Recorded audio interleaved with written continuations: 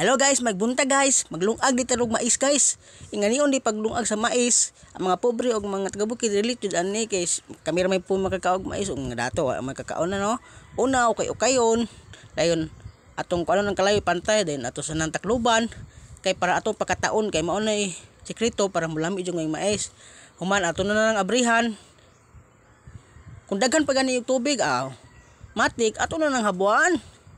Habuan na to guys hanton sakto na iyang tubig mao na pud kapag ukay no. Ang ani ra jud guys ang pagsikreto kay ang gitudlo ni ako yung lula kay mao mo nay sikreto nga malami ang atong nilungag nga mais.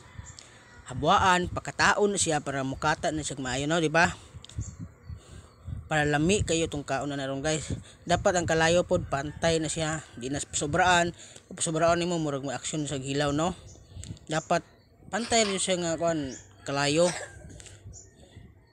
Pag human na guys, ato na siyang ukayon maayo. Atong ukay-ukayon hantod stir na to ng maayo, ukay-ukay na to ng maayo kay mao yun ni sekreto para malamian ng atong nilungag nga mais. Ato nang ukayon maayo no. Kay kami god karon pagkakaron god maisam jud atong konsumo kay barato ra po ng mais na ang umay pod mahal man pero kung sa kuan pa nga basta mais ang atong lungagon no, iwas carbohydrates, iwas fats kay layo man kay siya kay pakyaw gani mao man gi kaon nya kuan pod kanang dugay kay ka mabusog ani nakalahi sa humay nga dali kay mabusog dali po kagutomon ang mais kay dugay kay kagutomon. Mao na guys balik ta no kay mag-ukay-ukayon na to nagmaayo mao jud na sekreto kay ato yun ng ukayon og maayo kay para pantay ang pagkaluto og lamian nga pagkaon ng atong makaon no nya.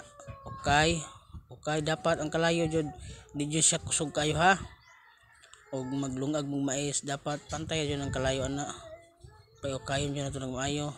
Ato nang Tacloban guys og daghang salamat no tani suportahan gyapon ko ninyo sa akong pag-vlog og daghang salamat. Bye bye.